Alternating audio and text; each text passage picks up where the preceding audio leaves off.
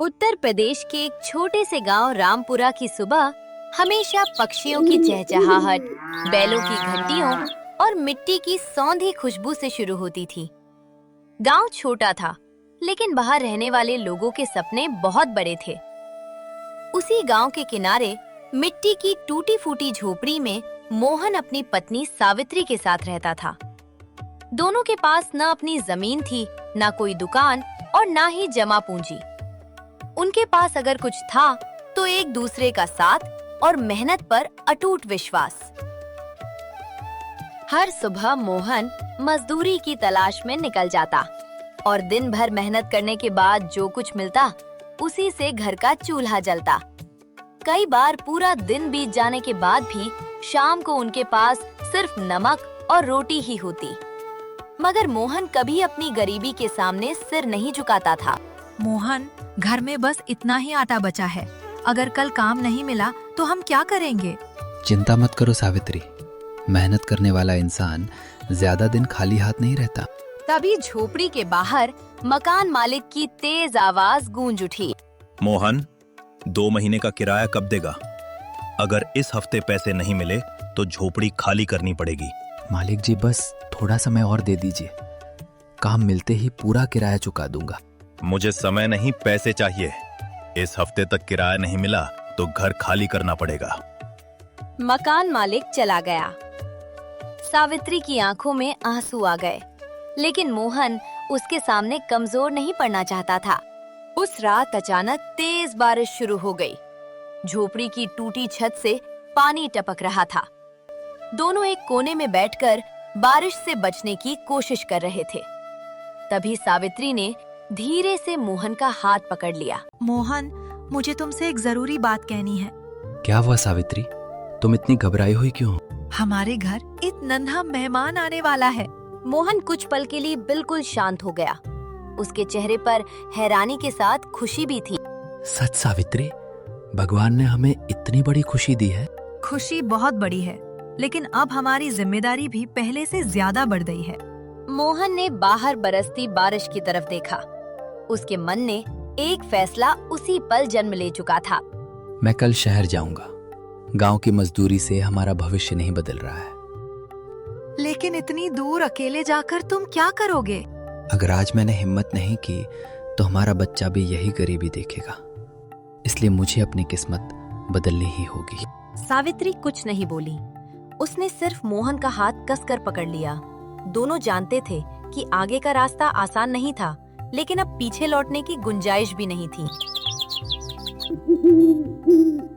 अगली सुबह हल्की धूप गांव की गलियों में फैल चुकी थी। मोहन अपने पुराने कपड़ों की एक छोटी सी पोटली बांध रहा था। सावित्री बार बार उसकी पोटली ठीक कर रही थी, जैसे कपड़े नहीं बल्कि अपनी उम्मीदें बांध रही हों। मोहन, अपना ख्याल रखना और समय पर खाना जरूर खा लेना। पहले तुम अपना ख्याल रखना, अब तुम अकेली नहीं हो। मैं रोज तुम्हारा इंतजार करूंगी। और मैं रोज मेहनत करूंगा ताकि तुम्हारा इंतजार ज्यादा लंबा ना हो। तभी पड़ोसी रामू वहाँ आया और उसने मोहन के हाथ में कुछ पैसे रख दिए। भाई, ये 500 रुपए रख ले और जब सक्षम हो जाना तब वापस कर देना। रामू, तेरी ये मदद मैं जिंदगी भर नहीं भूलूंगा। मोहन बस में बैठ गया। सावित्री दूर तक हाथ हिलाती रही, जब तक बस उसकी आंखों से ओझल नहीं हो गई। कई घंटों के सफर के बाद मोहन शहर पहुंचा। चारों तरफ ऊंची इमारतें, भागती गाड़ियां और हजारों अनजान चेहरे थे।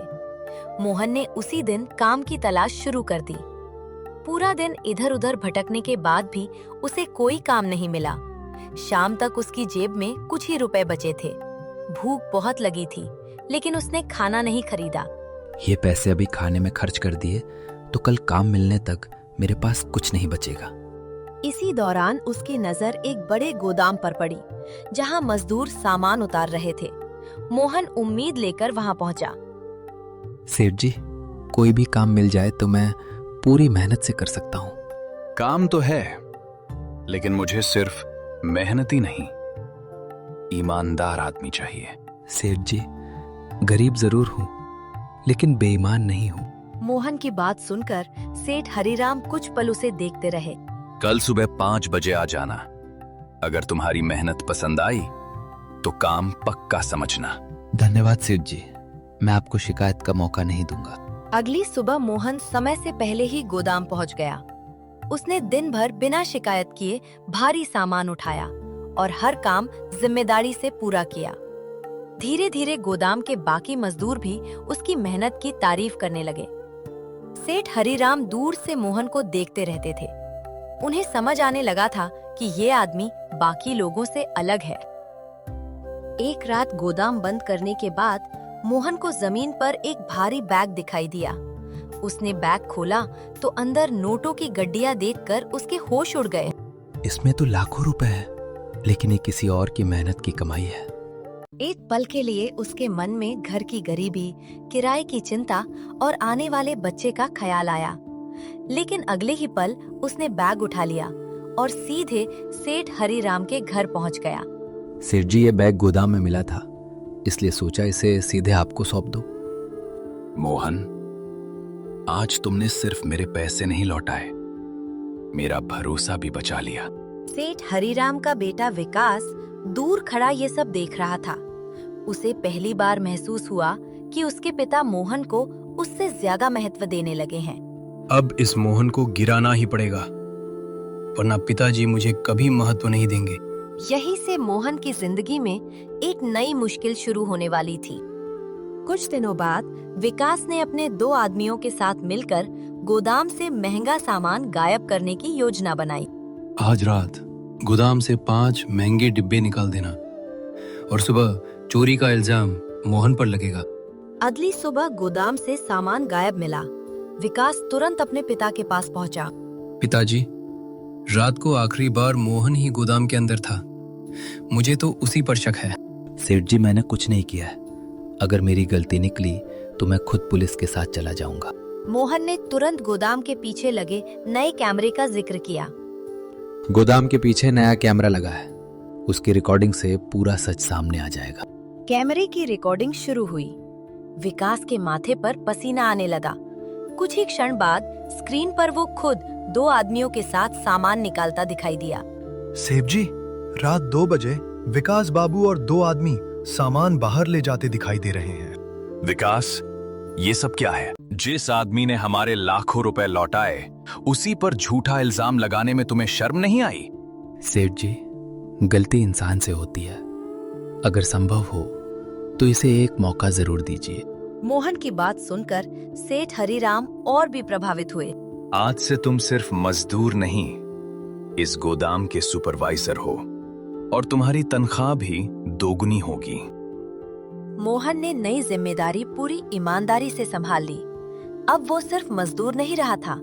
सेठ हरिराम उसके फैसलों पर भरोसा करने लगे थे। लेकिन विकास की जलन अभी खत्म नहीं हुई थी। जब तक मोहन यहाँ है, पिताजी मुझे कभी महत्व नहीं देंगे। मुझे इससे भी बड़ी चाल चलनी होगी। कुछ दिनों बाद विकास ने अपने दोस्त राकेश के जरिए एक बड़ी साजिश रची। गोदाम से माल लेकर निकलने वाले ट्रक को रास्ते में रुकवाकर सारा सामान गायब करना था और शक मोहन पर डालना था। अगले दिन मोहन को फोन आया। मोहन जी, हाईवे पर कुछ लोगों ने हमारा ट्रक रोक लिया है। घबराओ मत और किसी से भिड़ना मत, मैं अभी वहां पहुंचता हूँ। मोहन तुरंत मोटरसाइकिल लेकर निकला, लेकिन रास्ते में उसने पुलिस चौकी देखी और रुक गया। पहले पुलिस को साथ ले चलता हूँ, जल्दबाजी में लिया फैसला नुकसान कर सकता है। मोहन पुलिस को साथ लेकर हाईवे पहुंचा। वहां बदमाश ट्रक को घेर कर खड़े थे। पुलिस ने चारों तरफ से उन्हें घेर लिया। किसी को भागने मत देना, सभी रास्ते बंद कर दो। कुछ ही मिनटों में सभी बदमाश पकड़ लिए गए। पूछताछ में एक बदमाश टूट गया।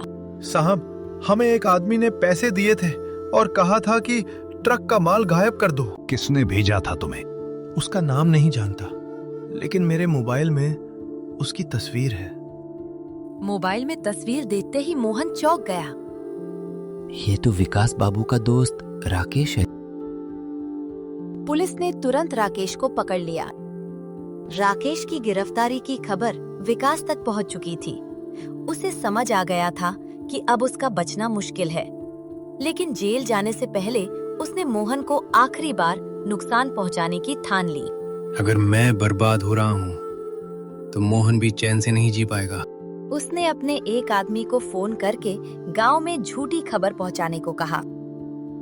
कुछ देर बाद मोहन के मोबाइल पर फोन आया। मोहन भाई, जल्दी गांव आओ। सावित्री भाभी का बहुत बड़ा एक्सीडेंट हो गया है और हालत बहुत गंभीर है। क्या? मैं अभी गांव के लिए निकलता हूँ। मोहन बिना कुछ सोचे बस अड्डे की तरफ दौड़ पड़ा। तभी सेठ हरिराम ने उसे रोक लिया। 1 मिनट मोहन, पहले गांव में किसी को फोन करके इस खबर की पुष्टि कर लेते हैं। लेकिन सेठ जी, अगर सावित्री सच में अस्पताल में है तो मुझे देर नहीं करनी चाहिए। मुश्किल समय में भी बिना सोचे फैसला नहीं लेना चाहिए। पहले सच्चाई पता करते हैं। सेठ हरिराम ने गांव में फोन किया। कुछ ही मिनटों में सच्चाई सामने आ गई। सेठ जी, सावित्री बिल्कुल ठीक है और अभी अपने घर पर है। अगर आपने फोन करके पुष्टि नहीं की होती तो मैं बहुत बड़ी गलती कर बैठता। उसी समय इंस्पेक्टर वहां पहुंचा। हमें सब पता चल गया है। ये फोन विकास के कहने पर किया गया था। विकास की साजिश पूरी तरह सामने आ चुकी थी। पुलिस ने उसे गिरफ्तार कर लिया। मोहन, आज तुम जीत गए, लेकिन एक दिन तुम्हें पछताना पड़ेगा। नफरत इंसान को कभी आगे नहीं बढ़ाती। अभी भी समय है, अपनी जिंदगी बदल लो। विकास बिना कुछ बोले पुलिस की गाड़ी में बैठ गया। विकास की साजिश खत्म होने के बाद सेठ हरिराम ने मोहन पर अपना भरोसा और बढ़ा दिया। मोहन, मैं पूरे जिले में एक नई शाखा खोल रहा हूँ और उसकी पूरी जिम्मेदारी तुम्हें देना चाहता हूँ। सेठ जी, आपने मुझ पर जो भरोसा किया है उसे मैं कभी टूटने नहीं दूंगा। मोहन की आंखों में खुशी थी, लेकिन उसके मन में अब भी एक सपना पल रहा था। सेठ जी, मैं हमेशा नौकरी नहीं करना चाहता। मेरा सपना है कि एक दिन मैं और सावित्री अपना खुद का बड़ा ढाबा खोले। हमारे ढाबे पर कोई भी इंसान पैसे की कमी के कारण भूखा वापस ना जाए। जहां गरीब आदमी भी भर पेट खाना खा सके, ऐसा सपना सच में बहुत बड़ा है। जिस दिन तुम अपना ढाबा खोलने का फैसला करोगे, उस दिन सबसे पहला निवेश मैं करूंगा। मोहन के लिए ये सिर्फ एक मदद नहीं थी, बल्कि उसके सपने को पहली बार सच होने की उम्मीद मिली थी। लगभग 8 महीने बाद मोहन लंबी छुट्टी लेकर पहली बार गांव वापस लौटा। बस जैसे ही रामपुरा में रुकी, मोहन के पुराने दोस्त और गांव के लोग उसे घेरने लगे। अरे मोहन, आखिर तू वापस आ ही गया। शहर ने तुझे बदल तो नहीं दिया? नहीं रामू, शहर ने बस मुझे मेहनत का मतलब और अच्छी तरह समझाया है। रामू मुस्कुराया और मोहन को अपने घर की तरफ जाने का इशारा किया। मोहन जैसे ही अपने घर के पास पहुंचा, उसकी नजर एक पक्के छोटे से भोजनालय पर पड़ी। वहां कई लोग खाना खा रहे थे। सावित्री लोगों को खाना परोसने की व्यवस्था देख रही थी। मोहन को देखते ही वो कुछ पल के लिए वहीं रुक गई। मोहन, मुझे पता था तुम एक दिन जरूर लौटोगे। और मुझे पता था कि तुम भी मुश्किलों के सामने हार नहीं मानोगे। तभी एक छोटा बच्चा दौड़कर सावित्री के पास आया और मोहन को देखकर रुक गया। माँ, ये कौन है? बेटा, ये तुम्हारे पापा हैं। मोहन ने बच्चे को गले से लगा लिया। उसकी आंखों से खुशी के आंसू निकल पड़े। जिस बच्चे के भविष्य के लिए वो शहर गया था, आज वही बच्चा उसके सामने खड़ा था। उस रात कई महीनों बाद पूरा परिवार एक साथ बैठा था।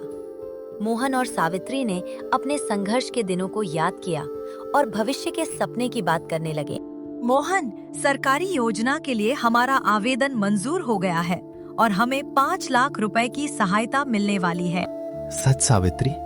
फिर तो हमारा ढाबा खोलने का सपना पूरा हो सकता है। हाँ, अब हमें सिर्फ सही जमीन और थोड़ी मेहनत की जरूरत है। लेकिन तभी एक गांव वाला घबराया हुआ उनके घर पहुंचा। मोहन, बहुत बड़ी मुसीबत हो गई है। जिस जमीन पर तुम ढाबा बनाना चाहते हो, रघुवीर ने नकली कागज बनाकर उसे अपने नाम कराने की कोशिश की है। इस बार हम डरेंगे नहीं। मेहनत से कमाया सपना किसी की चालबाजी से नहीं छीनने देंगे। दोनों पक्ष अपने अपने दस्तावेज सामने रखिए। फैसला सिर्फ सबूतों के आधार पर होगा। साहब, ये जमीन मैंने 6 महीने पहले खरीद ली थी और ये उसकी रजिस्ट्री के कागज हैं। साहब, ये जमीन हमें सरकारी स्वीकृति के तहत मिली है और हमारे पास उसके सभी आधिकारिक दस्तावेज हैं। अधिकारी ने कंप्यूटर पर सरकारी रिकॉर्ड निकलवाया। कुछ ही देर में पूरा सच सामने आ गया। सर, सरकारी रिकॉर्ड में जमीन अभी भी मोहन और सावित्री के नाम स्वीकृत है।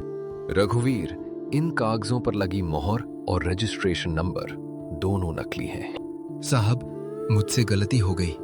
मैं लालच में अंधा हो गया था। सरकारी दस्तावेजों के साथ धोखाधड़ी करना अपराध है और इसके खिलाफ कानूनी कार्रवाई होगी। रघुवीर की सारी चालें खत्म हो चुकी थी। जिस जमीन पर वो कब्जा करना चाहता था, वो कानूनी रूप से मोहन और सावित्री के पास ही रही। कुछ ही महीनों में उसी जमीन पर एक सुंदर और बड़ा ढाबा बनकर तैयार हो गया। उसके बाहर एक बड़ा बोर्ड लगाया गया जिस पर लिखा था सावित्री परिवार ढाबा। जिस सपने के लिए मोहन ने गांव छोड़ा था और सावित्री ने अकेले मुश्किलों का सामना किया था, आखिर वो सपना सच हो चुका था। उद्घाटन के दिन पूरे गांव को मुफ्त भोजन कराया गया। ये ढाबा सिर्फ हमारा नहीं, उन सभी लोगों का है जिन्होंने मुश्किल समय में हमारा साथ दिया। धीरे धीरे सावित्री परिवार ढाबा पूरे जिले में प्रसिद्ध हो गया। दूर दूर से लोग यहाँ खाना खाने आने लगे। लेकिन मोहन और सावित्री ने कभी अपने पुराने संघर्षों को नहीं भुलाया। एक दिन एक गरीब बुजुर्ग अपने पोते के साथ ढाबे पर आया। बेटा, हमारे पास सिर्फ 50 रुपए हैं, क्या दोनों का खाना हो जाएगा? बाबा, यहाँ कोई भी भूखा वापस नहीं जाता। रामू, इनके लिए 2 स्पेशल थालियां लगाओ। बेटा, भगवान तुम्हें हमेशा खुश रखे। बाबा, जब हमारे पास कुछ नहीं था तब भी लोगों ने हमारी मदद की थी। आज हमारी बारी है। दोनों एक दूसरे को देखकर मुस्कुरा दिए। उनकी आंखों में संघर्ष के आंसू नहीं, बल्कि सफलता की चमक थी। गरीबी कभी इंसान की पहचान नहीं होती। इंसान की असली पहचान उसकी मेहनत, उसके इरादों और उसकी ईमानदारी से होती है। रास्ते में कितनी भी मुश्किलें आए, अगर इंसान अपने लक्ष्य पर विश्वास रखे और गलत रास्ते का सहारा ना ले, तो एक दिन वही इंसान अपनी किस्मत खुद लिखता है।